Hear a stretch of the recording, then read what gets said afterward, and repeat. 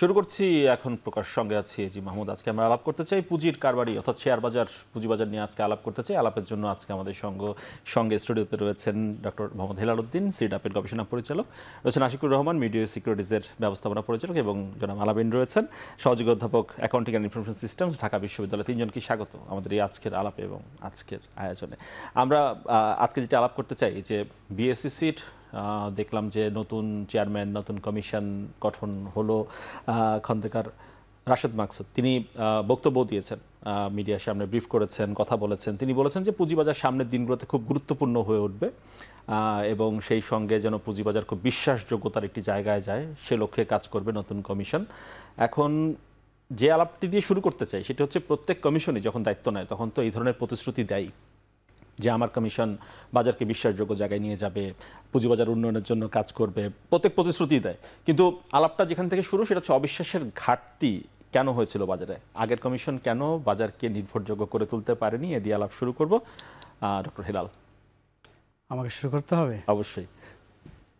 না, একটা তো আপনার আপনি যেটা বললেন যে কোনো একটা কমিশন শুরু করলে ডেফিনেটলি তাদের একটা উদ্দেশ্য থাকে যে ভালো ট্র্যাক রেকর্ড সেট করতে পারলে বাজারে যদি কনফিডেন্স আসে এবং বাজারটা যদি স্টেবল হয় তাহলে অ্যাটলিস্ট যিনি চেয়ারম্যান থাকেন, কারণ চেয়ারম্যানের ইয়েতে তো আমরা বলি না অমুক কমিশন এভাবে আসে, তো সেই হিসাবে একটা টার্গেট থাকে। কিন্তু কথা হলো যে ভালো করতে চাইলেই যে ভালো করা যায় তা না। একটা হলো ভালো করার ইন্টেনশন, আর একটা হলো ভালো করতে গেলে আমি যেই টুলস আমাকে অ্যাপ্লাই করতে হবে। তাহলে প্রথমে হলো যে আপনার ডায়াগনোসিসটা যেটা, যে আমরা যে কোনো একটা যদি একটা ডাক্তার যখন পেশেন্ট দেখে, অনেক ক্ষেত্রে হয় কি যে অনেস্ট ডাক্তার যে রোগী ভালো করতে চাই, কিন্তু ডায়াগনোসিসটা হয়তো ঠিক মতো করেছে কিন্তু ওষুধটা রং দিয়েছে, অথবা ডায়াগনোসিস ঠিক হয় নাই, তারপর ওষুধ যা দিচ্ছে আপনার কাজ করবে না। হ্যাঁ, এখন ওইটাই ব্যাপার যে আমরা জানি যে বাজারের ডায়াগনোসিসটা কিন্তু আছে যে কী কারণে বাজারে কনফিডেন্স নাই, ফাউল প্লে আপনার যেগুলো হয় এটা আমরা জানি এবং রেগুলেটর নিশ্চয়ই জানে। এখন এটা বন্ধ করার জন্য কি টুলস আমরা নিব? এখন কিছু ব্যাপার আছে সহজ না আমি বলবো। যেমন আমি মনে করি যে আমি যদি পণ্যের বাজার থেকে চিন্তা করি, আমি আবার শেয়ার মার্কেটে আসতে পারি। যেমন আমরা জানি যে কী হয়েছে, আপনার হঠাৎ করে আপনার অনেকেই আপনার একটা পণ্য স্টোর করছে, অনেকে স্টক করছে বলে বাজারে আপনার সাপ্লাই কমে গেল, দাম বেড়ে গেল। এখন এটা হতে পারে যে অনেকেই একসাথে যোগসাজশ করে চলো আমরা সবাই মিলে একটু ধরে রাখি বেশি করে, বাজারে শর্ট হলে দাম বেড়ে যাবে তখন আমরা ছাড়বো, তো এটা হলে আপনার ক্রাইম। আর যদি এমন হয় যে সবার কাছে একটা ইনফরমেশন আছে যে সামনে দিয়ে একটা ঘাটতি হবে, কেন আমরা XYZ কান্ট্রি থেকে এটা নিয়ে আসতাম, ওরা এক্সপোর্ট বন্ধ করে দিচ্ছে, ওদের এক্সপোর্ট বন্ধ করে দিচ্ছে, আমরা আমদানি করতে পারবো না করতে পারলে কী হবে, সামনের ক্রাইসিস হবে একটা। এখন যেহেতু কমন ইনফরমেশন, সবাই ওই একটা ইনফরমেশনের উপর বেস করে ইন্ডিভিজুয়ালি তারা কী করছে, সবাই একটু ধরে রাখছে বেশি করে। তাহলে ইন্ডিভিজুয়ালি ধরে রাখা মানে হলো কি একটা স্পেকুলেশন, যে সামনে বাড়বে আমি জন্য ধরে রাখছি। আপনি এটা ক্রাইম বলতে পারবেন না, এবং এটা একদম বাজারের রিসেন্সের মধ্যে আছে যে কোনো কারণে যদি মনে করে যে সামনে সাপ্লাই ঘাটতি হতে পারে বা বিশ্ববাজারে দাম বাড়তে পারে বা আমদানি কম হইতে পারে, দাম বাড়তে পারে, ধরে রাখতে পারে। এখন আপনি কীভাবে ডায়াগনোসিস করবেন যে কোনটা আসলে, এটা কি আসলে সিন্ডিকেট, তারা যোগসাজশ করে আপনাকে ধরে রেখে বাজারে ক্রাইসিস তৈরি করছে, নাকি আপনার একটা কমন ইনফরমেশন যার উপর বেস করে তারা স্পেকুলেট করছে, কোনটা? একইভাবে আপনি যদি শেয়ার মার্কেটে যান, যে ঠিক আছে কোনো একটা শেয়ার দেখা গেছে কি আপনার কয়েকজনে মিলে অনেক বেশি শেয়ার হাতে নিয়ে তারপরে বাজারে একটা ডিমান্ডের আপনার একটা কি ডিমান্ড বেশি আছে কিন্তু সাপ্লাই নাই, হ্যাং হয়ে যাচ্ছে না অনেক সময়, তো সাপ্লাই নাই তার মানে কি, তাহলে আস্তে আস্তে দাম বাড়তে থাকবে। এখন এটা কি আসলে তারা মিলেমিশে কয়েকজনে অনেকগুলো শেয়ার কিনে ফেলছে, নাকি আপনার কোনো একটা রিউমার আসছে যে এই শেয়ারটা অনেক ভালো এই কারণে করবে, অতএব এটা দেখা গেছে সামনে দাম বাড়বে, অনেকে দেখা গেছে আপনার হু করে কিনতেছে, কোনটা আসলে? এখন যেহেতু বাজারটা আপনার অনেকটা ফান্ডামেন্টাল যে আইটেমগুলো আছে ফান্ডামেন্টাল বেস চলছে না, অনেক ক্ষেত্রে দেখা যাচ্ছে যে হঠাৎ করে একটা ভালো কোম্পানির শেয়ার সেটা একটু আপনার EPS বাড়ার পরে দেখা যাচ্ছে কি আপনার দাম ফল করতেছে, তার মানে রেসপন্স দেখছে না। তাহলে তখন দেখছে যে আরে আমি যে শুনছিলাম 3 দিন আগে একটা শেয়ার বাড়বে, ঠিকই তো বেড়ে গেছে, কোনো কারণ নাই। 10 দিন আগে শুনছিলাম XYZ একটা শেয়ার, এটা শুনছি বাড়বে কিন্তু আমি কিনি নাই, কিন্তু এখন দেখছি কোনো কারণ নাই কিন্তু বেড়েছে। তার মানে ওই যে বাজারে যে আওয়াজটা আসে রিউমারের, ওইটা শুনলে কাজ হয়। তখন কী হবে, তখন দেখা গেছে যে ওই রিউমার একটা ছড়ানোর পরে দেখা গেছে কি রিউমারের উপরে বেস করে অনেকে কিনছে কিন্তু তারা সিন্ডিকেট করছে না, আপনি ধরবেন কেমনে? তাহলে ওই যে আমি বলছি যে একটা হলো আপনার ইন্টেনশন যে আপনি এগুলো ধরতে চান, 2 নম্বর হলো ধরতে গেলে প্র্যাকটিক্যাল প্রবলেম কী, তো সেটাকে সলভ করার জন্য আপনি কী মেজার্স নেবেন। 3 নম্বর হলো যে আপনি হয়তো বলছেন আমি করবো এটা, কিন্তু আসলে আপনার ইন্টেনশন যা বলছেন সেটা কিনা। অনেকগুলো বিষয় এখানে আছে। সবচেয়ে বড় কথা হলো, আমি এভাবে বলি, বাংলাদেশে $464 বিলিয়ন যদি আমার জিডিপি হয়, রাফলি 30% হলো আপনার ইনভেস্টমেন্ট। তার মানে $140-45 বিলিয়ন ইনভেস্টমেন্ট হচ্ছে এই ইকোনমিতে। তার মাঝখানে আমি $500 বিলিয়ন দেখি না একটা ইয়ারে আপনার নতুন করে ফ্রেশ ফান্ড ঢুকতে এই মার্কেটে, ক্যাপিটাল মার্কেটে। কেন? তার মানে একটা আস্থার সংকট হয়েছে। তাহলে সেই আস্থাটা যদি আপনি কাটায় উঠতে চান, তাহলে এই ফাউল প্লেগুলোকে আপনার অ্যাড্রেস করতে হবে। এখন কিভাবে করা হবে? আমি এখন দেখছি যে একটা ইন্টেনশন দাঁড়িয়েছে। আপনার এই যে আমাদের বৈষম্য বিরোধী যে ছাত্রদের যে আন্দোলন, তারপরে যে চেঞ্জটা হলো, এখন কিন্তু প্রত্যেকটা জায়গায় সংস্কার, এবং সবাই চাচ্ছে যে এটা কারেক্ট করবো আমরা। এখন দেখার বিষয় যে আমরা কারেক্টিভ মেজার্সগুলো প্রপারলি নিতে পারছি কিনা। জি, ফিরবো আবারও আপনার কাছে। দর্শক দেখছেন এখন প্রকাশ। আশিকুর রহমান, এবার আলাপটা আপনাকে দিয়ে শুরু করতে চাই। পুঁজিবাজারের সংস্কার নিয়ে স্যার বলছিলেন অনেক কিছু, যে যেহেতু এক ধরনের সংস্কার প্রক্রিয়ার মধ্য দিয়ে এখন সব কিছুই যাচ্ছে, শুরু হবে, সামনে আরও হয়তো পরিবর্তন দেখব। এখন যারা পুঁজিবাজারের যারা মালিক ছিলেন, আসলে ডিরেক্টর যারা ছিলেন, ওনার যারা ছিলেন, সেই ডিমিউচুয়ালাইজেশনের মাধ্যমে তো আসলে ব্যবস্থাপনাকে আলাদা করা হয়েছিল। তারপরেও কিন্তু ডিরেক্টরদের কিন্তু এক ধরনের প্রভাব প্রতিপত্তি আমরা লক্ষ্য করেছি, যে মার্কেটে অনেক ক্ষেত্রে অনেক ইস্যুতে ডিরেক্টররা ইনফ্লুয়েন্স করে যাচ্ছিলেন ডিমিউচুয়ালাইজেশনের পরেও, আলাদা হওয়ার পরেও। তো এই বিষয়গুলো মার্কেটকে কতটা প্রভাবিত করেছে এর আগে? এখন তো আসলে রাজনীতির চাপ নেই যেহেতু, সুতরাং কমিশন স্বাধীনভাবে কতটুকু কাজ করতে পারবে বলে আপনার কাছে মনে হচ্ছে? ওয়েল, ডিমিউচুয়ালাইজেশনের পরে তো আমাদের শেয়ার হোল্ডার ডিরেক্টর চলে এসেছে 4 জন। সো আমি পার্সোনালি মনে করি না যে মার্কেটে যে এত যে প্রবলেম আছে, এটা যে কোনো ডিরেক্টরদের জন্যই, যে কোনো ইনফ্লুয়েন্সের জন্যই যে অ্যাকচুয়ালি মার্কেটে কোনো সমস্যা হয়েছে। আলটিমেটলি দেখেন, ডিমিউচুয়ালাইজেশনের পরে যেটা আমরা as shareholders of the company আমরা যেটা বলে আসছি, যে আমাদের ঢাকা স্টক এক্সচেঞ্জের যে রেগুলেটরি পাওয়ার কিন্তু বছরের পর বছর কিন্তু এফেক্টিভলি কমিয়ে নিয়ে আসা হয়েছে। অ্যান্ড এটা ওয়াইডলি রিপোর্টেড, এটা আমরা ওপেনলিও বলেছি বেশ অনেকবার, যে Dhaka stock exchange as a primary regulator সে অ্যাকচুয়ালি কী করতে পেরেছে। সো এখানে আপনি যদি ব্লেম করতে চান, আমার কাছে মনে হয় যে রেগুলেটর ডিসাইড করেছে যে পুরা মার্কেটের সুশাসন করব, আমি মার্কেটের টার্নওভারের দিকে দেখব, মার্কেটের ইন্ডেক্সের দিকে দেখব, মার্কেটের প্রোডাক্টের দিকে দেখব, সব যদি concentration of power and rules, execution, judgment যদি বিসেকের থ্রুতেই হয়, আমার তো মনে হয় আমাদের অ্যাকচুয়ালি বিসেকের উপরেই কিন্তু ফোকাসটা দেওয়া উচিত। অ্যান্ড এটা this is very widely reported. So আমি মনে করি না যে কোনো ডিরেক্টর যদি ইন্ডিভিজুয়াল ডিরেক্টর যদি কিছু করেও থাকে, ওইটার ইম্প্যাক্ট কতই বা ছিল। আর ওখান থেকে বিসেক থেকে যেভাবে আমাদেরকে নির্দেশনা দেওয়া হতো, যে হয়তোবা আপনাকে কাগজের নির্দেশনা দিত, আর মাঝে মধ্যে ফোন কল করেও নির্দেশনা দিত। রিসেন্টলি যে জিনিসটা হয়েছে দেখেন, ঢাকা স্টক এক্সচেঞ্জের অনেক এমপ্লয়িরা কিন্তু আমাদেরকে কমপ্লেন করে যে স্যার আমরা কেমনে কাজ করব। বিসেক থেকে আমাদেরকে ইন্ডিভিজুয়ালি ফোন কল করে বলছে যে আপনি এটা করেন ওটা করেন। এটা তো কোনো প্রোটোকল মেনটেন করা হতো না। আমি আশা করি যে এখন নতুন যে কমিশনে আসছে, দ্য কমিশনার, তারা স্বাধীনভাবে ডিএসসিকে কাজ করতে দিবে?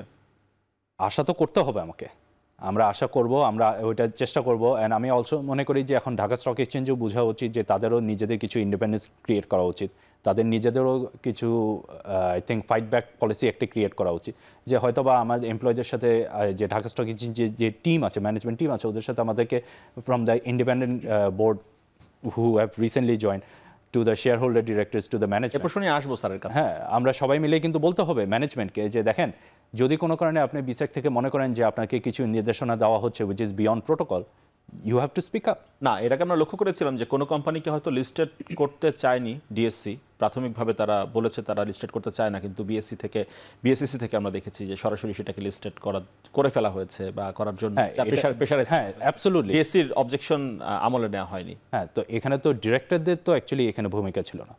এখানে তো পুরো ডিএসসি কিন্তু ম্যাক্সিমাম আইপিও, স্পেশালি লাস্ট 10 বছরে ম্যাক্সিমাম আইপিওর এগেনস্টে কিন্তু ওনারা কোনো ভালো অবজারভেশন দেয়নি। And once again regulator, because তার এই ক্ষমতা আছে, আইন তাকে এই ক্ষমতা দিয়েছে, সেটাকে ফোর্স করে দিয়েছে। সো আলটিমেটলি আমাদের মার্কেটটা তো এভাবেই খারাপ হয়েছে যে আপনি বাজে বাজে আইপিও যখন লিস্ট করবে। আর একটা খুব ক্রুশাল পয়েন্ট, আপনি দেখেন আমরা যে ব্লু চিপ কোম্পানিদের ব্যাপারে যে কথা বলি, 2013 আগে কয়টা ব্লু চিপ কোম্পানি লিস্টেড হয়েছে, আর 2013 পরে ডিমিউচুয়ালাইজেশন হওয়ার পরে অ্যাকচুয়ালি কয়টা কোম্পানি লিস্টেড হয়েছে, এটাতে তো I think is the biggest proof. আগে কিন্তু অ্যাকচুয়ালি এই যে ডিরেক্টরদের ব্যাপারে আপনি যে বলছেন, আমাদের যখন 12 জন কাউন্সিলর ছিল, এরাই কিন্তু অ্যাকচুয়ালি লিস্টিং করেছে। সব লিস্টিং যে পারফেক্ট হবে তা না, ওয়ার্ল্ডের অ্যাকচুয়ালি কোনো জায়গায় কিন্তু সব stock market listed is not perfect, but যেটা হয় যে majority is actually well. Most of the blue chip company কিন্তু লিস্ট হয়েছে কিন্তু আমাদের ওই সেশনের সময়, ওই টাইমে ডিমিউচুয়ালাইজেশন হওয়ার পরে আমার হাতে গোনা হয়তো বা 2-3টা ভালো লিস্টিং হয়েছে, এরপরে এভরি লিস্টিংয়ের আগে নেগেটিভ কথা আসতো, নিউজ পেপারে আসতো, তবুও এটা লিস্টিং হতো, তবুও এটা প্রাইস অ্যাবসার্ডলি বেড়ে যেত, হঠাৎ করে বিনিয়োগকারী যখন লাফিয়ে পড়তো প্রাইস পড়ে যেত। তখন এই একই সিনারিও আমরা কতবার দেখেছি, আমার শিওর আপনিও এই জিনিসটা নিয়ে কতবার রিপোর্টিং করেছেন। সো আমাদের যখন আমরা যারা শেয়ার হোল্ডার, আমরা যারা মার্কেট অপারেটর, আমাদের এখানে যদি এফেক্টিভ কোনো কন্ট্রোল যদি না থাকে, আমাদের ভয়েস যদি না থাকে, আমাদের অ্যাকচুয়ালি যদি কোনো আইন নিয়ে আমরা যদি লড়াই যদি না করতে পারি, তাহলে আমরা অ্যাকচুয়ালি এখানে কিন্তু we are just figureheads. So আমি আশা করি যে আমাদের এখন একটা ডিমিউচুয়ালাইজেশন অ্যাক্টটাকে যে আমরা রিফর্ম করে আমার মনে হয় একটু ব্যালেন্স যদি আমরা নিয়ে আসতে পারি, ইন্ডিপেন্ডেন্ট ডিরেক্টরদেরকেও কিন্তু আমরা কাইন্ডলি ভাবে আমাদের সাপোর্ট দিতে পারবো, যেটা আমরা ওনাদের থেকে এক্সপেক্ট করছি। ওনারাও কিন্তু আমাদের থেকে, because of our vast experience of understanding the market, আমি শিওর ওনারাও আমাদের এক্সপিরিয়েন্সটাকে কাজে নেবে।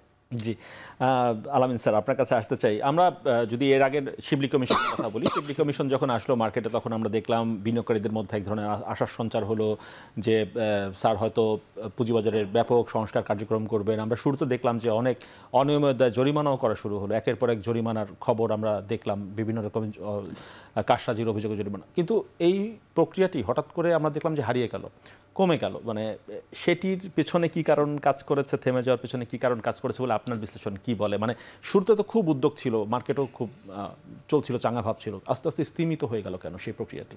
আপনাকে ধন্যবাদ। আসলে দেখেন, আমরা এই দুইজন প্রফেসর যাদেরকে নিয়ে কথা হচ্ছে, আপনি যার নাম বললেন আগে, শিবলি স্যার বা খায়রুল স্যার, ওনাদের জন্য মার্কেটে এমন একটা অবস্থা হয়েছে যে ঢাকা বিশ্ববিদ্যালয়ের শিক্ষক মানেই হচ্ছে অযোগ্য, এটা একটা পারসেপশন তারা দিয়ে গিয়েছে। এখন এটার জন্য দায় কিন্তু ওনার একা না, ওনার সাথে যে সাপোর্টিং বা অংশীজন যারা ছিল, প্রত্যেকে মিলেই একটা নেক্সাসের কারণে কিন্তু এই পারসেপশনটা বিল্ড আপ হয়েছে। আপনি খেয়াল করে দেখবেন যে যখন ওনারা নতুন এসছে বাজারে, ফ্লোর প্রাইস দেওয়ার পরপরই কিন্তু আসলে মেইন প্রবলেমটা ক্রিয়েট হয়েছে। যতগুলো জাঙ্ক শেয়ার আছে এই জিনিসগুলো বেড়েছে, বাট তার আগের ফেজে যেটা হয়েছে, পরবর্তীতে যেটা পত্রপত্রিকায় ডিটেলে এসছে যে আবুল খায়ের হিরো এবং তার শিক্ষক, মার্কেটিং বিভাগের একজন শিক্ষক আছে, ওনারা মিলে প্রথমে একটা ওয়েবিনার করে, being the chairman of BSEC. ওনার সাথে যখন আপনি একজন সরাসরি বাইরের একজন ইনভেস্টর, তার সাথে আবার আরেকজন একটা শিক্ষক আলাপ করবে ওয়েবিনারে, আপনি তো সেটা প্রোটোকলে পারেন না। আপনি একটা টক শোতে ফার্স্টে আসলেন 26 তারিখ 2020 সালের 26শে জুলাই। তারপর আপনার কি হলো, এটার পরে আপনারা মার্কেটে একটা মেসেজ দিয়ে দিলেন যে we are man of mister Shibli, এরকম একটা তথ্য দিয়ে তাদের কাছে তখন ফান্ড আসা শুরু করলো। কার আপনার হচ্ছে সাকিব আল হাসানের আসলো, সমবায়ের ফান্ড আসলো। এটা দিয়ে কিন্তু ইন্স্যুরেন্স সেক্টরে তারা একটা অ্যাবনর্মালি শেয়ার প্রাইসিং শুরু করলো, যেটা ফান্ডামেন্টাল সাপোর্ট করে না। এই যে তারা এই কাজটা করেছে, তাদের বেশ কিছু ফলোয়ার গ্রুপ ক্রিয়েট করেছে, যে কোনো স্টকে গেলেই ওই আবুল খায়ের হিরোর নাম চলে আসে, মানে স্টক কেনা মানেই ওটা। তখন যারা দীর্ঘদিন ধরে ফান্ডামেন্টাল স্টকগুলোতে থাকতো, যারা মনে করতো যে ভালো শেয়ারে যাবো, তারা বললো দিনের পর দিন বসে থেকে লাভ নেই, ওই ধরনের শেয়ারগুলোই বাড়ে। তো বাড়ার পরপরই কিন্তু আসলে আমরা পরে দেখা গেলো যে ওইগুলো যখন ইনস্টিটিউশনালে এগুলোকে আবার পার্কিং দেওয়া হয়েছে, বিভিন্ন এগুলোতে পার্কিং দিয়েছে, ইভেন আমাদের রাষ্ট্রীয় আইসিবিও পার্কিং নিয়েছে প্রচুর শেয়ার। এইগুলোর কারণে একদিকে আপনার বাজারের প্রচুর ফান্ড স্টাক হয়ে গেছে, আর মেকাররা যখন বের হয়ে গেছে, সাধারণ মানুষগুলো কিন্তু অনেক নিচে নেমে গেছে তার পারচেস পাওয়ার, সব মিলে কিন্তু একটা লিকুইডিটি ক্রাইসিস দেখা দেয়। তারপর আবার নতুন করে আপনি আবার আরেকবার ফ্লোট দিলেন ওই যখন আপনার রাশিয়া ইউক্রেন যুদ্ধটাকে সামনে রেখে। তাহলে পুরো প্রেক্ষাপটটা যদি বিশ্লেষণ করি, সেখানে কিন্তু অনেক অনিয়ম, অনেক কিছুই, যেগুলো আমি বিগত 15-16 বছর বিভিন্ন মিডিয়াতে আমি সব জায়গায় বলেছি, আমার জায়গা থেকে যতটুকু আমি বুঝেছি, এগুলোই কিন্তু পরবর্তীতে বিভিন্ন পত্রপত্রিকা এসে সব জায়গায় এসছে। এখন একদম উইথ এভিডেন্স, বিও আইডি সহ কে কোথায় কীভাবে কী করেছে, এভরিথিং। তাহলে আমি একজন বাইরে থেকে দেখে যদি বুঝি, ওদের সার্ভেলেন্স আছে, সব আছে, তাদের বোঝার কথা। সেই জায়গাটায় কিন্তু আসলে দেখা গেলো কি, ওটারই একটা প্রত্যাশার পরবর্তীতে এখন আমরা নতুন করে যে কমিশনটা এসছে, সেই কমিশনের প্রতি সবার একটা প্রত্যাশা ওইভাবে রেখেছি, যেহেতু আমরা এখন এক্সপেকটেশনটা বাড়িয়ে দিয়েছি। কারণ যে কোনো কিছু এখন আমরা মনে করি যে যেহেতু এত বড় একটা স্বৈরাচারী সরকারকে আমরা সরিয়ে দিতে পেরেছি, তার মানে যে কোনো চেঞ্জ আমরা আনতে পারবো। একটা মানে ইয়াংদের একটা প্রেশার, পাশাপাশি এই অনুযায়ী যে কমিশনটা হলো, এই কমিশনের কম্পোজিশন যদি আপনি খেয়াল করে দেখেন, 3 জন হচ্ছে এখানে নতুন, চেয়ারম্যানের সাথে 2 জন, আর বাকি যে 2 কমিশনার আছে ওনারা কিন্তু আগের কমিশনেরই ছিলেন। একজন জয়েন করেছে আপনার মে মাসে, একজন জয়েন করেছে জুন মাসে। এখন মে মাসে যিনি জয়েন করেছেন, ওনার যেটা কিন্তু আবার একটা যে এক্সপিরিয়েন্স, উনি কিন্তু একসময় আমরা মানে বিসেকের এক্সিকিউটিভ ছিলেন, মানে একটা রেগুলেটরি বডির, সেইখান থেকে উনি আবার কিন্তু ঢাকা স্টক এক্সচেঞ্জের এমডি হলেন। তাহলে ঢাকা স্টক এক্সচেঞ্জের এমডি হওয়া কিন্তু ওয়ান কাইন্ড অফ ডিমোশন। আপনি কি কোথায় ছিলেন? আপনি ছিলেন একটা রেগুলেটরি একটা অফিসিয়াল থেকে, আপনি ওখান থেকে যেয়ে ওখানে জয়েন করলেন, তখন এগুলো নিয়ে কিন্তু পত্রপত্রিকা লেখালেখি হয়েছে। এইটার পরে আপনি আবার কমিশনে চলে আসলেন। তাহলে এই যে বিষয়গুলো, এই সবগুলো ব্লেসিংস কিন্তু প্রিভিয়াস গভর্নমেন্টেরই লিগেসি ক্যারি করে ওনাদের ব্লেসিং। তাহলে উনি এখন আমি যে কম্পোজিশন দেখছি, আমার কাছে মনে হচ্ছে উনি আসলে আদ্যপান্ত সব কিছু জানেন। বাকিরা কিন্তু আমি যা এখন পর্যন্ত দেখছি, আমার কাছে খুব একটা ওইভাবে এক্সপেক্ট করতে পারছি না কম্পোজিশনটা নিয়ে। তারপর তারা যে ডিসিশনগুলো দিল, বিশেষ করে মেজর 2টা ডিসিশন, একটা হচ্ছে যে আপনার তারা বোর্ড রিস্ট্রাকচার করছে ডিএসসির, এটা একটা। আরেকটা হচ্ছে যে 12টা ইস্যুকে কেন্দ্র করে একটা মানে এগুলোকে প্রোব কমিটি করে দিয়েছে, যদিও তারা বলছে ফেজ বাই ফেজ অনেকগুলো হবে, ওইখানে একটা তদন্ত কমিটি হয়েছে। এখন 2টা কমিটি কিন্তু মানে প্রশ্ন রাখার যথেষ্ট দাবির আগে লিগ্যাল ফ্রেমিং বলেন বা প্র্যাকটিক্যাল বলেন সব কিছু মিলে 2টাই কিন্তু আসলে বিতর্কের ঊর্ধ্বে না। কারণ আমি যদি বলি প্রথমে ডিএসসির বোর্ডের যে কম্পোজিশনটা হয়েছে সেখানে কিন্তু 2জন আপনার ডিরেক্টর যারা দিয়েছে, যাদের মানে যেটা কনফ্লিক্ট অফ ইন্টারেস্ট বলা হয়, যেটা আমার ডিমিউচুয়ালাইজেশন অ্যাক্টেই আছে, এই ধরনের কনফ্লিক্ট অফ ইন্টারেস্ট থাকলে তারা বোর্ড মেম্বার হতে পারে না। এখানে একজন হয়েছে, যেটা 2023 সালে উনি হচ্ছেন একটা গ্রুপের মানে পরিচালনা পর্ষদে ছিলেন বা এমডির দায়িত্বে ছিলেন। তার আগে কিন্তু উনি আবার খায়রুল কমিশনের ছিলেন হচ্ছে আপনার একজন মানে ডিএসসির তখন এমডি ছিলেন। তাহলে 2টা জিনিসের সাথে মিলাতলে, যেহেতু আমার আইনে আছে যে 3 বছরের আগে যদি কোথাও থাকে তাহলে মেম্বার তারা হতে পারে না, তাহলে উনি কিন্তু 2023 সালে হলে ওইটাকে ভায়োলেট করে হয়েছে। আর এই যে আমার এফআইডি যেটা আর কি, এফআইডি থেকে যাকে দেওয়া হচ্ছে উনিও কিন্তু দীর্ঘদিন ধরে শেয়ার বিষয়টা দেখেন, তাহলে তার সাথে যেহেতু তার একটা ইনফ্লুয়েন্স আছে বা একটা স্টেক আছে, সব কিছু মিলে কিন্তু এই দুজনের যে অ্যাপয়েন্টমেন্ট এটা নিয়ে কিন্তু পত্রপত্রিকা লেখালেখি হচ্ছে। আমরা সবাই যেহেতু পরিবর্তন নিয়ে কথা বলি, এই 2টা যেহেতু ল বা রুলস ভায়োলেট করে হয়েছে, এই জায়গাটা কিন্তু আমি মনে করি যারা এখানে উপদেষ্টারা যারা আছেন এটাকে নজর দিবেন। এটা হচ্ছে একটা দিক। আবার আপনি যেটা প্রোব কমিটি করলেন ওই 12টার যে ইস্যুকে, ওইখানেও কিন্তু অনেক ধরনের বিষয় অ্যানোমালিজ এসছে, ওটাও শুনবো। একটা বিরতির সময় হয়েছে, বিরতি নিয়ে ফিরে আসি, তারপর বিস্তর আলাপের সুযোগ হবে নিশ্চয়ই। দর্শক, বিরতির পর আবারও ফিরছে এখন প্রকাশে।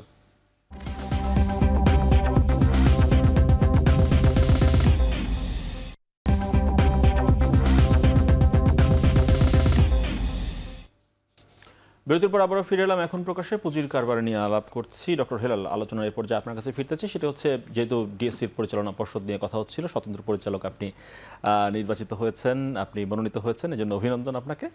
তো স্বাধীনভাবে কতটুকু কাজ করতে পারবে এখন ডিএসসির পরিচালনা পর্ষদ, আপনার কাছে কি মনে হচ্ছে?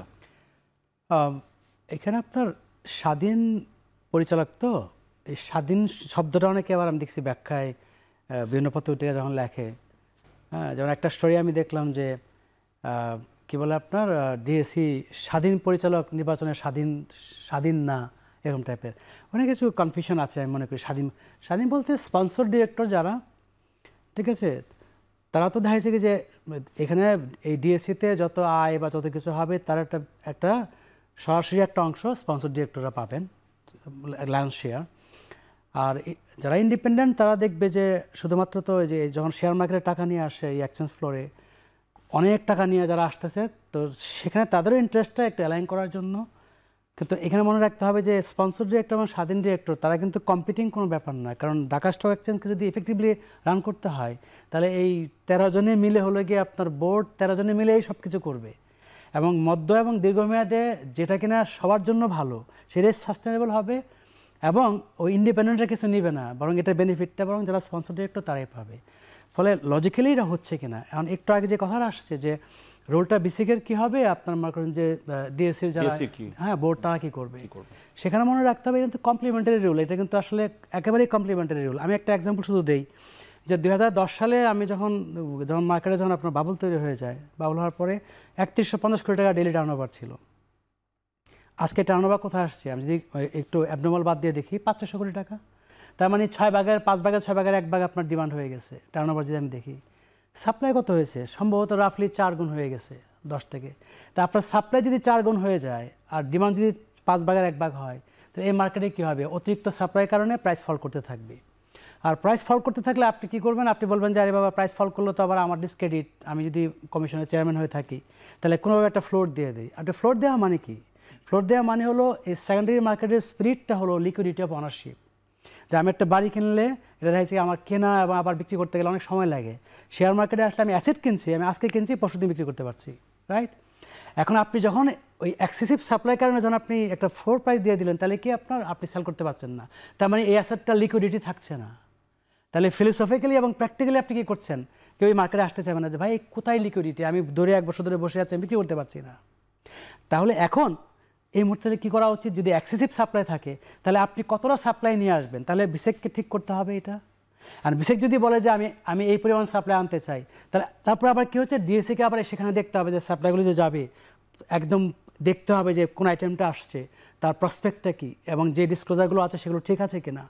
হ্যাঁ, এই সবগুলো যখন ঠিক মতো যখন আবার ডিএসসি যখন নিয়ে যাবে এটা, রাইট, যারা এঙ্গেজ সবাইকে নিয়ে, তখন দেখা যাচ্ছে কি বিসিকের জন্য এটা সহজ হবে। কিন্তু সিদ্ধান্ত কিন্তু আলটিমেটলি কমপ্লিমেন্টারি, তাই না? বিসেক যা করতে চাইবে যদি সঠিক করতে চাই সেটার পার্ট কিন্তু স্টক এক্সচেঞ্জ হবে। ফলে আমি মনে করি যে এখানে কম্পিটিং ব্যাপার না, এখন ক্যাপাসিটির একটা ব্যাপার, যে আমি যাদেরকে বসাচ্ছি তারা ক্যাপাসিটেড কিনা, ওই মার্কেটটা বুঝতেছেন কিনা, এখন মার্কেটটা কোন জায়গায় আছে, কেন মার্কেটটা সাফার করছে।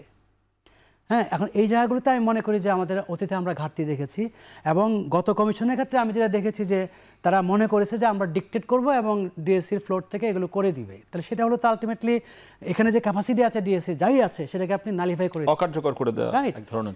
আমি মনে করি যে এখন আমি যেটুকু সিগন্যাল পেয়েছি, আমি ইন্ডিপেন্ডেন্ট ডিরেক্টর হিসেবে যেটুকু আমি সিগন্যাল পেয়েছি যে এসইসি চান যে ইফেক্টিভলি রোল প্লে করবে আপনার প্রাইমারি রেগুলেটর হিসেবে কাজ করুক, এবং আলটিমেটলি হয় কি যে প্রাইমারি রেগুলেটর বলেন আর কোয়াসি রেগুলেটর বলেন, ডিএসসি থেকে সকল ডিমান্ড আসবে যে এই কারণে এই প্রবলেম হচ্ছে, এই পলিসি চেঞ্জ করা দরকার। আবার তখন বিসেক দেখবে যে হ্যাঁ লজিক তো ঠিক, এটা করা দরকার, তাহলে ডিমান্ডটা এখান থেকে গেলে তখন দেখা গেছে কি আপনার বিসেক হতে দেখা গেছে এটা অ্যাক্ট করবে। এখন রেগুলেটর তো আপনার বাইপাস করতেই পারে, যদি বোর্ডে যদি আপনার কোনো সিদ্ধান্ত যদি আপনার সঠিক না হয় তাহলে রেগুলেটর আছে কি জন্য? আছেই দেখা যাচ্ছে এটাকে নালিফাই করার জন্য, এটা কারেক্ট করার জন্য। এখন আমার কথা হলো যে ওই ক্যাপাসিটি দুই দিকে যা আছে সেটা সম্মিলন ঘটিয়ে আমরা অনেস্টলি যদি এটা করতে চাই তাহলে হয়তো আমরা মার্কেটটাকে ভালো ট্র্যাকে নিতে পারি। এখন কেউ যদি মনে করে যে আচ্ছা 6,000 থেকে কি 10,000 ইন্ডেক্সে যাবে কিনা, আমি মনে করি এগুলো অ্যাবসার্ড। কেন আমার মনে রাখতে হবে যে অর্থনীতি কোন জায়গায় আছে এবং যে প্রবলেমগুলো তৈরি হয়েছে, আমি একটা এক্সাম্পল দিয়ে আমি আবার অন্যদেরকে দিয়ে দিব। যখন আপনার বাবল তৈরি হয় তখন কি হয়? বাবল তৈরি হলে আপনার কি হিটেড মার্কেট, অনেক বেশি হাই প্রাইস। তো হাই প্রাইস হলে হয় কি আপনার দ্রুত আপনার অনেক আইটেম চলে আসে। 2010 থেকে কিন্তু আপনি অনেক সাপ্লাই নিয়ে আসছেন, কারণ হাই প্রাইস ছিল। কিন্তু পরে যখন আপনার ডিমান্ড যখন ক্রাশ করে গেল, ফুটা হয়ে গেল, তখন তো আপনার সাপ্লাই তো রয়ে গেছে। এখন কমোডিটি মার্কেটে যেটা হয় যে কোনো কারণে আপনার এক্সেসিভ চিনির সাপ্লাই আছে ইন্ডিয়া থেকে, আপনি 6 মাসে আপনি বাইরে থেকে আনবেন না, আস্তে আস্তে দেখা যাচ্ছে গিয়ে এক্সেসিভ সাপ্লাইটা আপনার অ্যাডজাস্ট হয়ে গিয়ে নর্মাল হয়ে যাবে, আবার আপনি আমদানি করবেন। আর অ্যাসেট মার্কেটে যেটা হয়, ওয়ান্স আপনি সাপ্লাই নিয়ে আসলেন, 250 কোম্পানিকে আপনি 400 কোম্পানি করে ফেললেন, আপনি তো এটাকে আপনি নিঃশেষ করতে পারবেন না, থেকে যাবে। ফলে ওই ওভার সাপ্লাইয়ের কারণে অনেক দিন ধরে মার্কেটটা সাফার করতে থাকবে। ফলে কমিউনিটি মার্কেটের সাথে অ্যাসেট মার্কেটের যে পার্থক্যটা, এইগুলো বুঝতে হবে রেগুলেটরদেরকে। ফলে ওই যে আমরা 2010 থেকে আমরা এখন যে ওভার সাপ্লাই নিয়ে আসছি, এখন যদি আমরা কন্টিনিউয়াসলি মনে করি যে আমাদের লাইফ ব্লাড হলো আইপিও, এবং আইপিওর মধ্যে যদি আমার কোয়ালিটি আইপিও না আসে, আপনি গ্রামীণের একটা শেয়ার দেখেন 70 টাকায় কিনে আপনার 500 টাকার মধ্যে গিয়েছে, অনেকে আপনার গেইন করেছে এবং অনেক লোকজন গ্রামীণ দেখে আপনার মার্কেটে ঢুকেছে। আপনি যদি ভালো ভালো শেয়ার নিয়ে আসেন তাহলে ওই যে 140-50 বিলিয়ন ডলারের যে আপনার প্রতি ইয়ার আপনার যে ইনভেস্টমেন্ট হচ্ছে, একটা বড় অংশ এখানে আসলে তখন আপনি দেখবেন যে এই মার্কেটে আপনার বলতে হবে না, মার্কেট নিজের মতো করে মার্কেট চলতে থাকবে।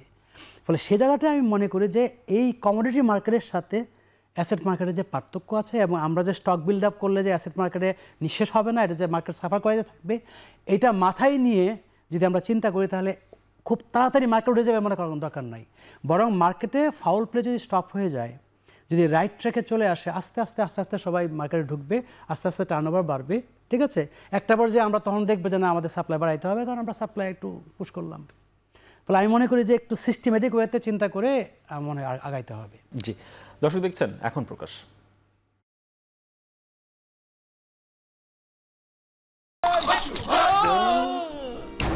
আমি এই চেয়ারে বসবো না। বাচ্চু ভাই, এই চেয়ারকে ভয় পেও না। ডেন্টিস্টের পরামর্শে নাও নতুন কোলগেট অ্যাক্টিভ সোল, যা দাঁতের সমস্যা শুরু হওয়া মাত্রই থামিয়ে দেয়। না থাকবে ব্যথা, না থাকবে ভয়। আশিক ভাই, আমরা একটু এবার মার্কেটের সাপ্লাই নিয়ে কথা বলতে চাই। বলছিলেন যে আসলে অনেক রুগ্ন কোম্পানি আসলে ইনক্লুডেড হয়েছে, মার্কেটে এন্ট্রি করেছে, যে আমরা দেখেছি অনেক দুর্বল মৌলভিত্তিক শেয়ার কোম্পানি মার্কেটে এসেছে, সেগুলো বিনিয়োগকারীরা কিনেছেন, পরবর্তীতে শেয়ারের দাম পড়ে গিয়েছে, বিনিয়োগকারীরা আটকা পড়েছেন, এই ধরনের ঘটনা আমরা দেখেছি। বলছিলেন যে ভালো আইপিও আসেনি মার্কেটে অনেক দিন, আমরা রবির পরে আসলে ওরকম কোনো শক্তিশালী মৌলভিত্তিক কোম্পানিকে মার্কেটে এন্ট্রি নিতে দেখিনি। তো এই কারণেও তো আসলে এক ধরনের আগ্রহীনতা থাকে, ভালো কোম্পানি আসলে হয়তো বা বিনিয়োগকারীদের আগ্রহটা একটু বাড়ে। সেটা না আসার পিছনে কারণ কি কাজ করেছে? এত বছর ধরে কোনো মাল্টিন্যাশনাল কোম্পানি মার্কেটে আসেনি, মার্চেন্ট ব্যাংকগুলো কি করেছে তাহলে? সো এটার বিভিন্ন কারণ আছে। ফার্স্ট আই থিঙ্ক একটা কারণ হলো যে আমি মনে করি যদি হোলিস্টিকলি আমি যদি দেখি, আমার পার্সোনাল বিলিফ হলো বাংলাদেশে যে কতগুলি ব্যাংক আছে, আপনি কিন্তু দেখেন যে গত 10 থেকে 15 বছরের মধ্যে কিন্তু আপনার ব্যাংকের number of bank licences provided কিন্তু অলসো হ্যাজ ইনক্রিজ ড্রাস্টিকলি। তো আমাদের ইকোনমি সাইজ আমরা যত কিছুই বলি যে আপনি যদি অ্যাকচুয়ালি ব্যাংক যদি ক্রিয়েট করেন, ব্যাংকদের কাজ কি ডিপোজিট নেওয়া, ল্যান্ড করা। সো বিভিন্ন রকমের কোম্পানি তাদের গ্রো করার জন্য one of the easiest way is actually আপনার ব্যাংক থেকে লেন্ডিং নেওয়া, যে আমি লোন নিব। ব্যাংক যদি দেখে যে আমার কোয়ালিটি লেন্ডারের একটা অভাব আছে, যে আমার যে কোয়ালিটি ক্লায়েন্টের যদি অভাব আছে, সে কী করে, তার যে ডিউ ডিলিজেন্স দরকার যে আমি লোনটা দিব, শর্ট টার্ম ডিপোজিট দিয়ে যে আমি লং টার্ম লোন ফাইন্যান্সিং যে করব, সে তো চিন্তা করবে যে ঠিক আছে আমি একটা মাল্টিন্যাশনালকে আমি খুব ইজিলি আমি লোনটা দিতে পারি, বাট সব মাল্টিন্যাশনাল তো সব ব্যাংক থেকে নিবে না। সো অন্যান্য ব্যাংকরা কী করছে, making it easy for everyone to take loan. আজকে যে এই যে সকালে যে আমরা একটা রিপোর্ট দেখলাম যে আপনার এনপিএল আসছে আপনার 2 লাখ কোটি টাকা চলে আসছে, উইচ ইজ মানে অন পেপার বা অন থিওরিটিক্যালি হয়তো বা জিনিসটা অনেক হায়ার। এটা কেন হয়েছে? বিকজ আপনার অনেক ব্যাংক আছে। So capital market is an alternative form of financing place to raise capital for equities, bonds and বিভিন্ন অ্যাসেট ক্লাসে। সো আপনি way too many banks is a very big reason যে কারণে আপনি ক্যাপিটাল রেইজ করতে পারতেছেন না ভালো কোম্পানি থেকে। সেকেন্ডলি, একটা মাল্টিন্যাশনাল বা বিভিন্ন ভালো কোম্পানি যখন ক্যাপিটাল রেইজ করতে আসে, তাদের যে লম্বা প্রসিজার তাদেরকে ফেস করতে হয় এই due diligence from the capital market, ও যদি মিনিমাম 6 মান্থের মধ্যে যদি ক্যাপিটাল না রেইজ করতে পারে তার যে প্রজেক্ট ফাইন্যান্সিংয়ের জন্য, সে কেন আমাদের জন্য ওয়েট করবে? তার জন্য টাইম ইজ মানি। তো সে তো চলে যাবে ব্যাংকের কাছে, ব্যাংক তো বলেই রাখবে যে লোক I'll get you approve very soon. So these are some of the issues. Secondly, অবশ্যই এটা ওয়েল রিপোর্টেড যে আপনার বিসেক থেকে বিভিন্ন জায়গা থেকে আমরা দেখেছি যে খুব বাজে বাজে কোম্পানিগুলি খুবই ইজিলি অ্যাপ্রুভড হয়ে যাচ্ছে। সো আপনি if you are a multinational company or if you are a very big company, আপনার একটা ব্র্যান্ড ভ্যালু আছে। এই ব্র্যান্ড ভ্যালুটা কিন্তু খুবই ইম্পর্টেন্ট। যখনই স্টক মার্কেট রিলেটেড গত 10 বছরে কোনো পজিটিভ লেখালেখি কিন্তু এরকম হয়নি। সো একটা বড় কোম্পানি যখন লিস্টেড হতে চায়, সে কিন্তু সবসময় চিন্তা করে। রবির পরে তো আরো একটি টেলিকম কোম্পানি লিস্টিং হওয়ার প্রক্রিয়া ছিল, কিন্তু সেটার কোনো অগ্রগতি শেষ পর্যন্ত আর হলো না। না, তার জন্য হয়তোবা তখন ফাইন্যান্সিং রিলেটেড একটা ইস্যু আছে, কারণ তার তো অ্যাকচুয়ালি প্রফিটেবিলিটি দেখাতে হবে আপনার 3 ইয়ার্স রানিং অপারেশনে। তার ওইটা কতটুকু আছে আই ডোন্ট নো।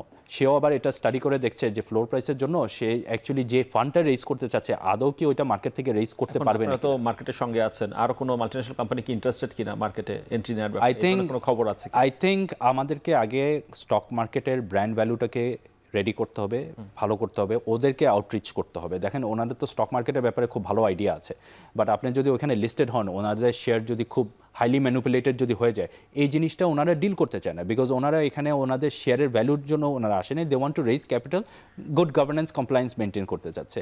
রবি যখন ফার্স্ট এসেছিল, সে যে ফান্ডটা রেইজ করেছে, সে কিন্তু তার বিনিয়োগকারীকে তার নেক্সট ইয়ারে ডিভিডেন্ড দিতে পারেনি। সো সে লজিক্যালি ডিসাইড করেছে, you know what, I am not gonna declare any dividend. বাইরের দেশে তো এটা হয়। আপনার Apple is one of the largest companies in the world. 7 বছর আগে সে কিন্তু আমরা আশা করে থাকি ডিভিডেন্ড দিবেই এই কোম্পানি, দিতে হবে, দিতে বাধ্য। এইসব জিনিস যখন করবেন, if you don't let the free market speak, তাহলে কি হবে?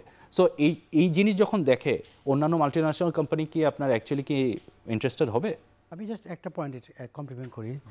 কোনো একটা জায়গায় যদি ঘি এবং ছাই যদি একই দামে যায়, বা যদি ছায়ের দাম যদি ঘিয়ের থেকে বেশি হয়, তা আমি যদি ঘি হোল্ডার হই, আমি কি করবো? আমি বলবো যে ভাই, আমি ঘি নিয়ে বাজারে যাবো না, কারণ আমি তো রাইট প্রাইস পাবো না। এই প্রশ্ন কিন্তু এখন এসে যায়, মানে সেটা হচ্ছে এই যেহেতু অন্তর্বর্তী সরকার এখন, এই সময়ে কি কোনো কোম্পানি কি আগ্রহী হবে মার্কেটে লিস্টেড হতে এই সময়টাতে, নাকি তারা টাইম নেবে, ওয়েট এন্ড সি করবে?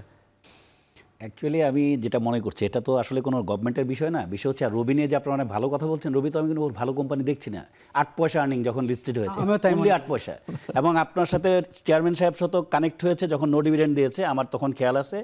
সেইখানে আমাদেরকে যেটা করা হয়েছে, আপনি 10% স্টক মার্কেটে ফ্লোট করে 100% ফান্ড ভ্যালুয়েশন করে ফেলছেন। এটা তো আমরা বুঝতে পারি, এটা লিস্টেড হলো তারপর আমরা বুঝতে পারি। না, এটা লিস্টেড হওয়ার সময় কিন্তু এই জিনিসটা 10% দিয়েছে। এবং আবার আপনি বুক বিল্ডিং মেথডকে ভায়োলেট করে আপনি লেস দেন 1% করেছেন, 0.97 ছেড়েছেন কার? ওয়ালটনের। তাহলে এই দুটাকে আমরা ভালো কোম্পানি বলছি, বাট এটা আর্টিফিশিয়ালি একটা হচ্ছে আর্নিংস নাই, আরেকটা হচ্ছে আপনার মার্কেট ফ্লোট কমিয়ে দিলেন, তারপর দাম বাড়ালেন, হিউজ লোন বার্ডেন আছে। এগুলো তো আমি আমার দৃষ্টিতে ভালো কোম্পানি না, আপনি যেটা বলছেন। তাহলে এটা যদি হয় অবস্থা, কোম্পানিগুলো আমাদের দেশে কখন আসে? যখন সে দেউলিয়াত্বের দিকে প্রায় চলে যায়, তার আর কোনো কিছু থাকে না, তখন আসে। ভালো কোনো কোম্পানি কেন আসবে আপনার? আপনি যেহেতু অ্যাকাউন্টেবিলিটিটা বেশি, অনেক কিছু বেশি, তার তো আসার মতো কোনো প্রয়োজন নাই। আর আমাদের ক্যাপিটাল মার্কেটের ফাইন্যান্সিংটা তো করছে ব্যাংক। শর্ট টার্ম ডিপোজিট নিয়ে লং টার্ম ফাইন্যান্সিং করছে। As a result 2 lakh and above হচ্ছে এনপিএল। তাহলে একদিকে আপনি ব্যাংকিং সেক্টরকে কলাপস করছেন আপনার এই মার্কেট ফেলিওরের কারণে। মার্কেটে আপনি দিচ্ছেন না ওরকমভাবে একটা অপরচুনিটি, যেটা বললেন যে ভালো মন্দ, আপনি ভালো যে আসবে, সে কেন সে আসবে? কারণ সে যদি মনে করে ফাইন্যান্সিংটা অনেক অল্প সময়ের মধ্যে আমি ব্যাংক থেকে করতে পারি, আমি কেন এখান থেকে মানে ফান্ড রেজ করতে আসবে? এত বেশি অ্যাকাউন্টেবিলিটি কেন? এখনো তো ব্যাংকের সেই একই সংখ্যা, একই প্রক্রিয়া থেকে গেল, তাহলে আমরা কি আশা করব সামনের দিনগুলোতে?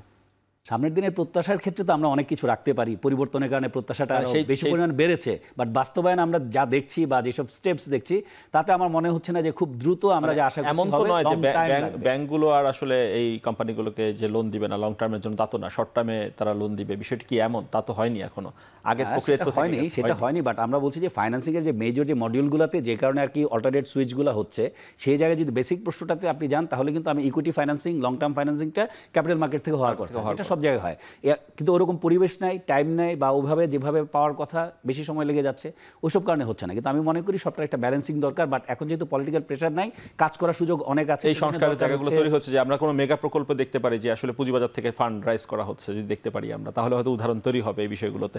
আমরা একটা বিরতি নিয়ে ফিরে আসি, তারপর বাকি আলাপ করবো। দর্শক, বিরতির পর আবার ফিরছি এখন প্রকাশন।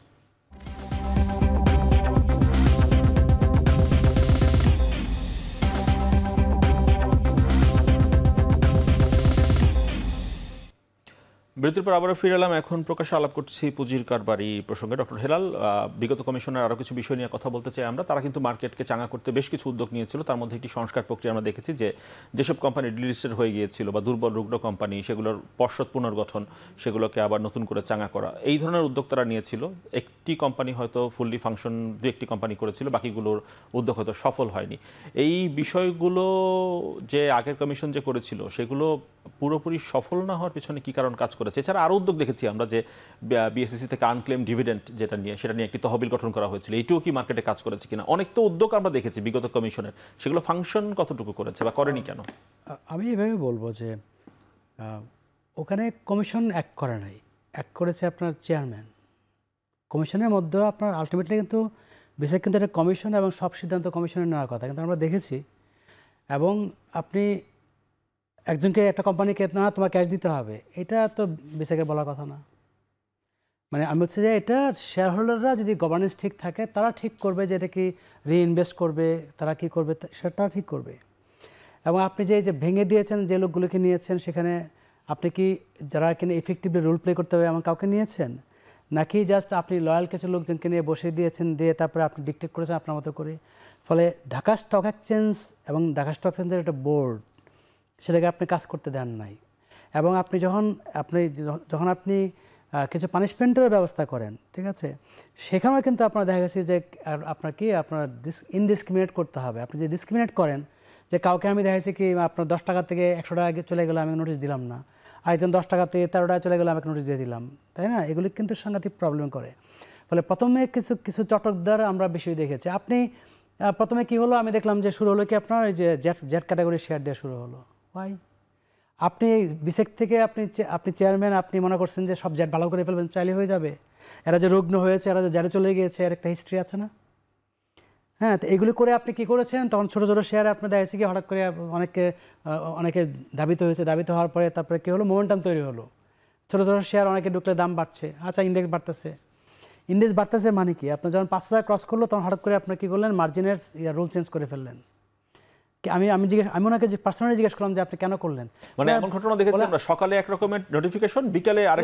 আমার স্টাফরা বলছে স্যার বাবল তো হয়ে যাচ্ছে, বলে এই জন্য আমি বাবল তো হয়ে যাচ্ছে। স্টাফরা বললো আপনি কোনো এক্সপার্টের সাথে ডিসকাস না করে আপনি এই যে একটা রুল করে ফেললেন।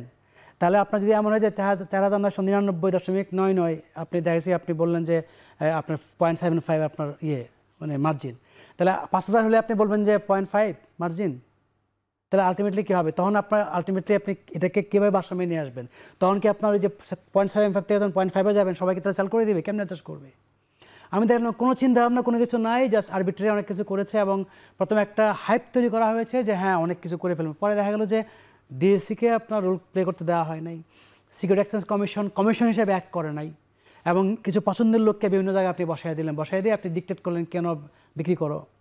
এবং সর্বশেষ যখন আপনার এই ফ্লোরটা তুলে দেওয়া হয়, তখন আমি বলেছি, আমি টক শোতে বলেছি যে যেটা হবে, উনি ডিকটেট করবেন কিছু কোম্পানিকে, তারা কিছু কিনবে, কিছুদিন একটু উঠলে পরে আবার কয়েকদিন পরে ফল করতে থাকবে, কয়েকশো পয়েন্ট পড়ে যাবে আমার ধারণা। কারণ যারা ব্যবসা করে তারা কিন্তু ডিকটেট করলেও বেশি কিছু করবে না, কারণ তারা রিস্ক নিবে না। জি, আমি ফিরবো আবার আপনার কাছে। জি, দর্শক দেখছেন এখন প্রকাশ।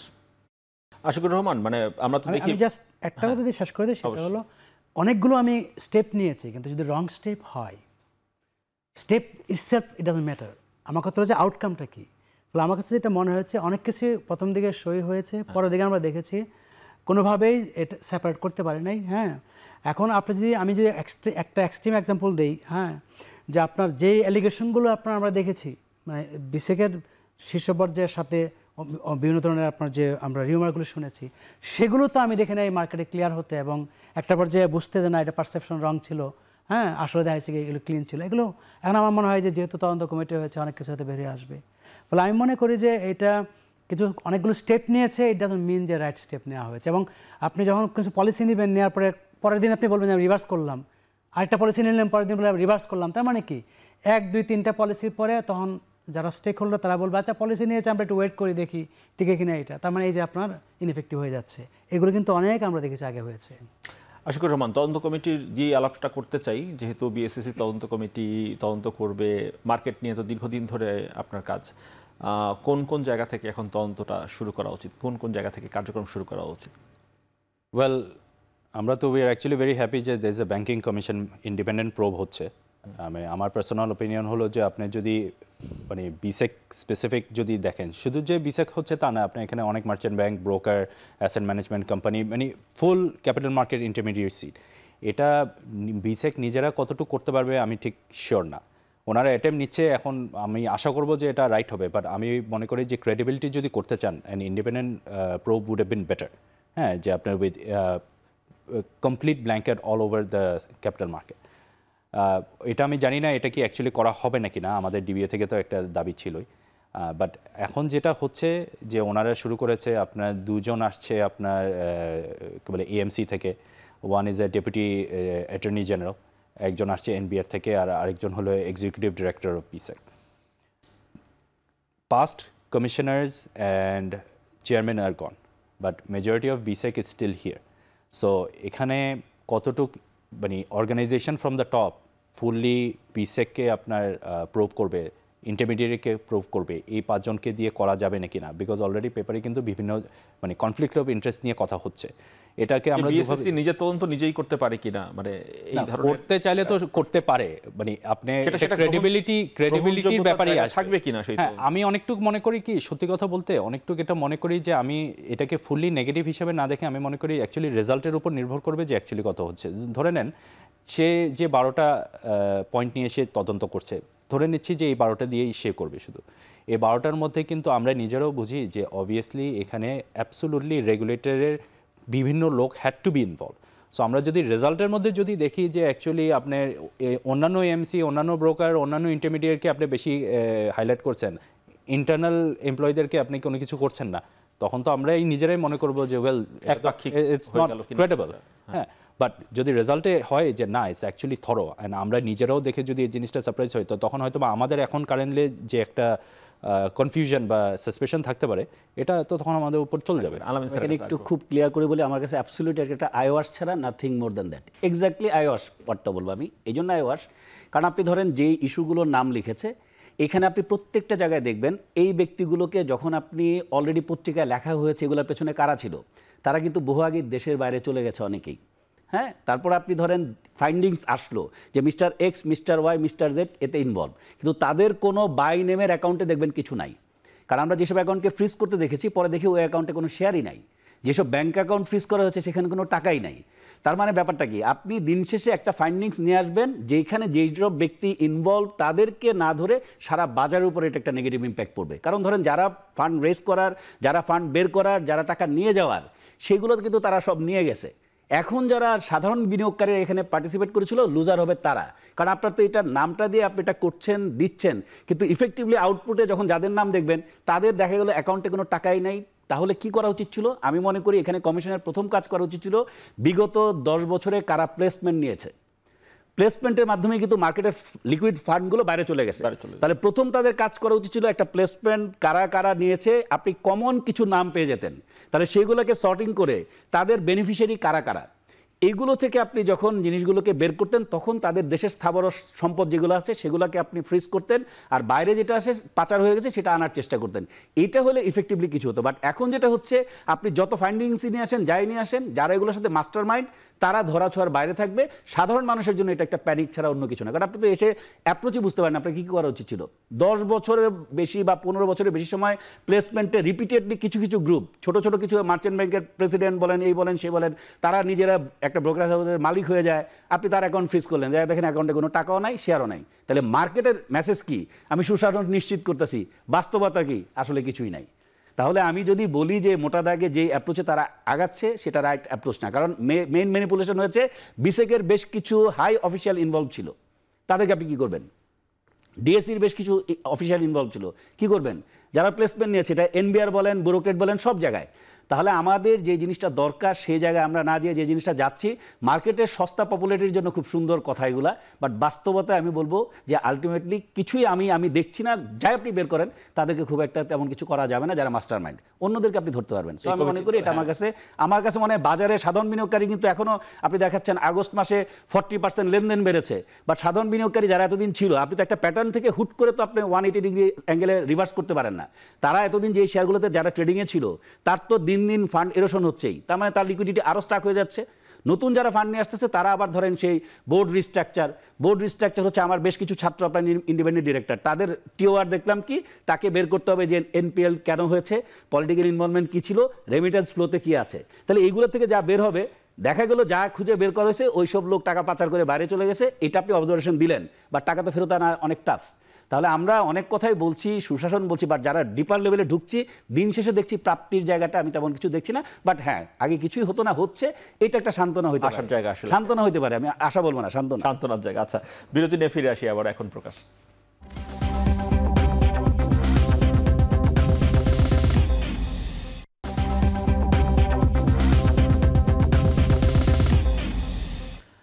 বিরতির পর আবার ফিরে এলাম এখন প্রকাশে। ডক্টর হেলাল, সান্ত্বনার জায়গায় হয়ে থাকবে কমিটি?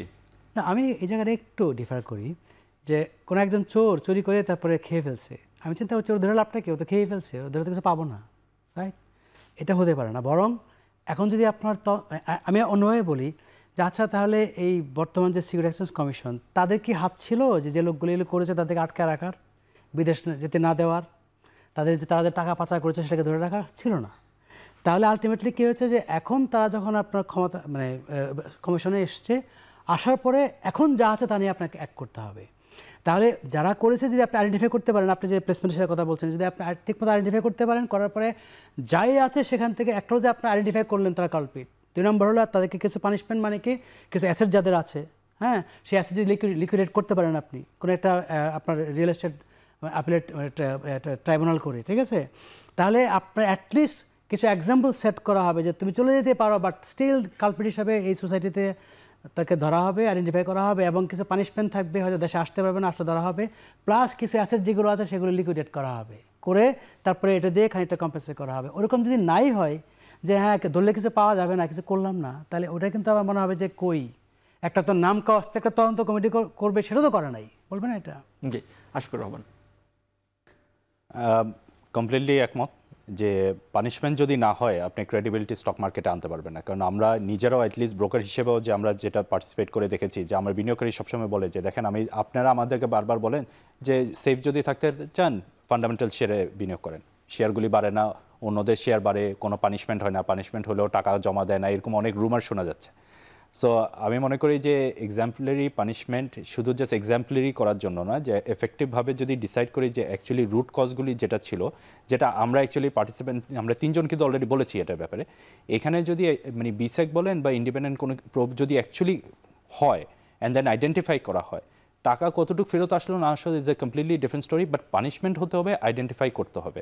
অ্যান্ড এটা যখনই করবেন তখনই আমরা বুঝতে পারবো যে অ্যাটলিস্ট গোয়িং ফরওয়ার্ড যে কেউ যদি আবার এই একই ক্রাইমগুলি যদি না করে। জি আলামিন স্যার, আমরা দেখেছিলাম যে এই খন্দকার ইব্রাহিম খালেদ স্যারের সময় কমিটি হয়েছিল, কিন্তু উনি অনেকগুলো সুপারিশও দিয়েছিলেন, কিন্তু পলিটিক্যাল ইনফ্লুয়েন্সের কারণে কাজ ফাংশন করেনি সেগুলো। এখন তো নেই, মানে অনেকটাই স্বাধীনভাবে কাজ করার সক্ষমতা রয়েছে, তাহলে শুধু সান্ত্বনার জায়গা কেন থাকবে? দেখুন, কেন আমরা আসার জায়গায় যেতে যেটা হয়েছে তখন যতগুলোতে আপনি পানিশমেন্ট সাজেস্ট করেছেন, এরাই কিন্তু পরবর্তী কারসাজি চক্রের হতে হয়েছে পরের ফেজে এসে। মানে যারা মানে অভিযুক্ত ছিল তারাই কিন্তু ঘুরে ফিরে পরের ফেজে এসছে। তার মানে পার্সন হয়তো চেঞ্জ হয়েছে, বাট তাদের মেকানিজম বা যে জিনিসটা ছিল সেটা কিন্তু আর চেঞ্জ হয় নাই। তাহলে এত বড় একটা জিনিস যেটা রুট লেভেলে ঢুকে গেছে, সেটাকে চেঞ্জ করতে গেলে আমি মনে করি এক্সিস্টিং কমিশনের যেই ব্যাপারটা, তার চেয়ে আমি মনে করি ইন্ডিপেন্ডেন্ট একটা কমিশন করতে হবে, যারা একদম সম্পূর্ণভাবে পুরো জিনিসটা কোনো ধরনের কারোর দিকে মানে না তাকিয়ে ইন্ডিপেন্ডেন্টলি কাজ করবে, ক্যাপেবল লোক এনে করতে হবে। এবং সেই কমিশনের মাধ্যমে যদি কিছু হয় তখন আমি আশা জায়গা নিয়ে কথা বলতে পারবো, কিন্তু এখন আমি যেটা দেখছি আমার কাছে খুব একটা ভালো কিছু মনে হচ্ছে না। ধন্যবাদ আপনাদের তিনজনকেই সময় দেওয়ার জন্য। আজকে আমাদেরকে দর্শক শেষ করছি। এখন প্রকাশ সঙ্গে থাকার জন্য ধন্যবাদ সবাইকে।